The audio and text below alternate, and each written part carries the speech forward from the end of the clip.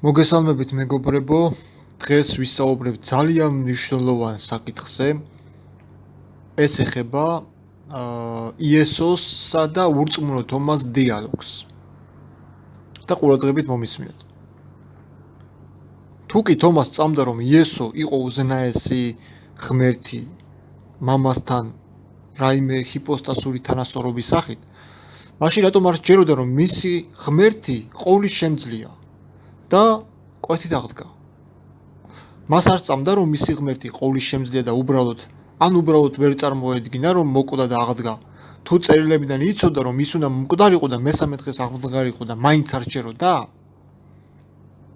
წარმოიდგინე ახლა შენ ხარ თომა რა. და ქრისტე გიხსნის, გიღეჭავს რომ კაცის ძე უნდა მოკვდეს და მესამე დღეს უნდა აღდგეს, რათა აღსრულდეს მასზე დაწერილი წერილი, ბოროტ მოქმედთა შორის შეირაცხაო. ხვამობს იესო ამას ახარებაში, ლუკას ახარების 18:21-23-ში, 22:27-ში და ესაიას 53:9-ში წერია ეს, ბოროტ მოქმედთა შორის შეირაცხა. და ნუ იესო უხსნის რომ ეს უნდა აღსრულდეს ყველაფერი ჩემზეო.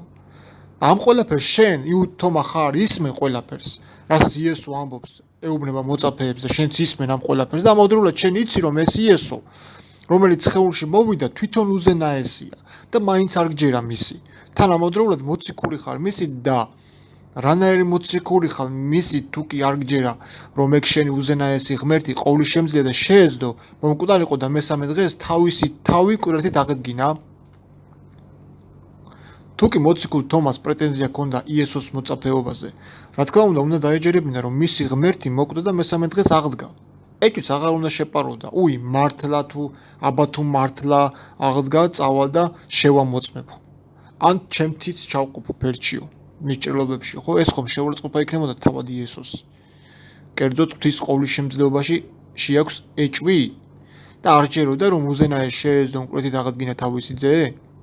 ან თუ თვითონ იყო ეს ძე უზენაესი ღმერთი კაცობრიო ბუნებით ჰიპოსტასური შეერთების მიზეზით, მით უმეტეს მის მოწაფეებს უპირობოდ უნდა ეწამათ ის, რომ იესო ქრისტე საკუთარ სიტყვას შეასრულებდა. ხომ ასეა? თუ კი თომამ იესოსადმი მიმართულ სიტყვაში უფალი ჩემი და ღმერთი ჩემი, ანუ ეს და ღმერთი ჩემი ციგულის ხმა არა მამაზე ციერი თავად ძის სახით ან თვითონ ძე მამის სახით, მაშინ სადაა აქ ლოგიკა ძმა? რომ მიდიხარ ქრისტესთან და ეუბნები რომ სანამ თიც არ შევყოფ მის ფერჩიო, იქამდე არ დავწმუნდებიო. და იესოც ეუბნება მოიტა შენი ხელი და ჩაყავი ჩემს ფერჩი. იოანეს სახარების 20:27 ნახეთ. დავიჯერო რომ თომამ ეს თხოვნა არ შეუსრულა იესოს და მის ფერჩი ხელი არ შეყო?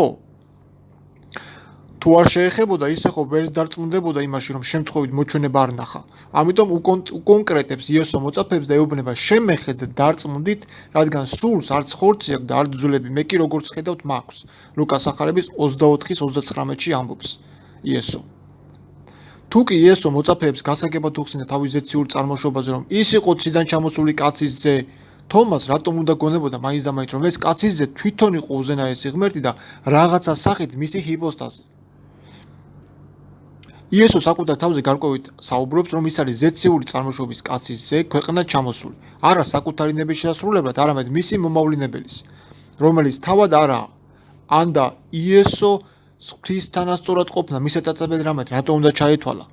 თუ კი დარწმუნებული იყო ის თავის თავში, რომ თვითონ იყო უზენაესი ღმერთი? თანასწორი სიტყვა უკვე მიანიშნებს ორ განსხვავებულ პიროვნებაზე და ჰიპოსტასობაში მეორეც უკვე მიანიშნებს იმაზე, რომ ის თვითონ არაა პირველი.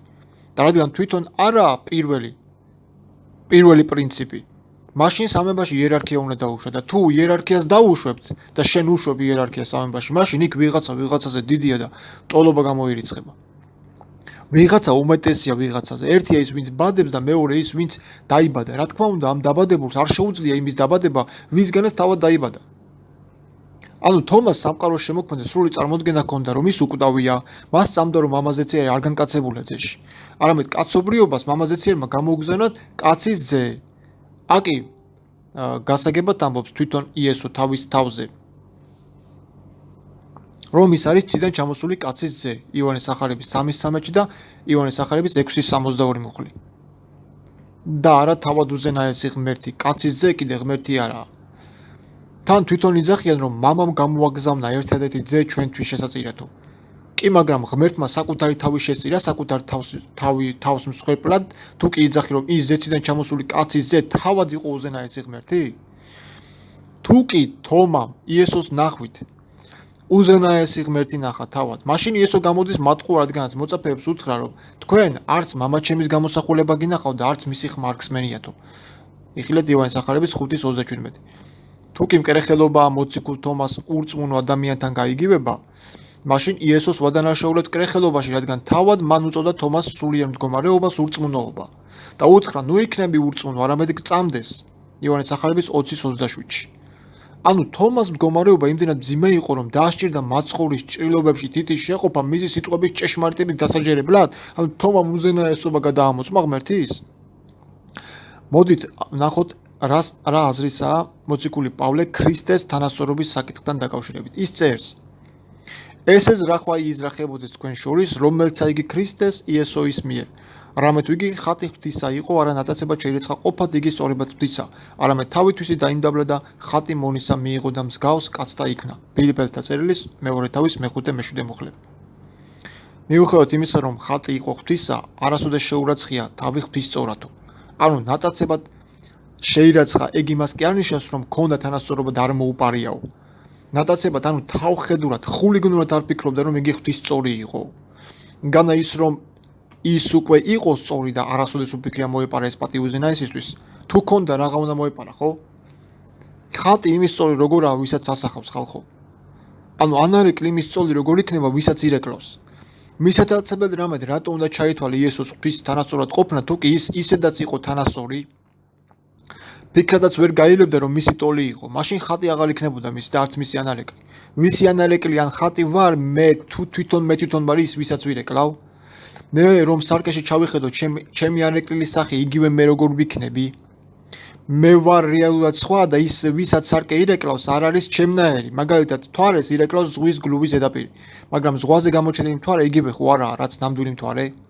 ვინმე ხო არ იტყვის, რომ მთვარე ზღვაზე მოძრაობს და რაც საშიო? ასევე აქაც. თუ იახვე, ანუ ეს ცაბაოთი უფალი, ცებაოთ ადონაი იახვე, უფალი სამებაა, ხო? მაშინ სამებაში სამი მამა ყოფილა და მაგაგებით იესო მამა გამოდის და არა ზეციდან გამოგზავნილი ზე. ებრაელებისთვის იახვე თუ სამებაა, მაშინ იესო არ უნდა მოეკლათ. თუ კი მათი რჯული ასწავლიდა, რომ იახვე სამივე პირისგან შედგებოდა. ხო და არც პრობლემა არ უნდა ქონდათ იესოსთვის, თუ ის თავს მამას უტოლებდა. ესე იგი ღვთაებრიობაში სამის და უმეტეს სუბსტანციასაც უშვებდნენ, თუ ასე არის. არ უნდა ქონოდათ გართულება იესოს მოკლაში ამ საკითხთან დაკავშირებით. მაშინ არც უნდა მოეკლათ იგი. თუ იახვე მათთვის სამება იყო და ღვთაებრიობაში არა მარტო სამს, არამედ 9 სუბსტანციასაც უშვებენ სეფიროთების სახით, მაშინ რა პრობლემას ხედავდნენ იუდეველები იმაში, რომ იესო უზენაეს მამას უწოდებდა? ხო არ იძახდა მე ვარ მამა თქვენიო, ხო? ან რაც უნდა მოეკლათ? ან რა პრობლემა იყო იესო უზენაეს მამას უწოდებდა? არ ქონდა ამის უფლება? იესო ხო არ იძახდა, რომ მე ვარ მამა თქვენიო, რომელსაც თქვენ ღმერთს ეძახითო იოანეს სახარების 8:54-ში. რა გამოდის ებრაელების ღმერთი იესოს ღმერთიც იყო? რატომ არ უთხრა იესო მე ვარ თქვენი ღმერთი, რომელსაც თქვენ მამას უწოდებთ, თუ იახვე სამი პირისგან შედგება?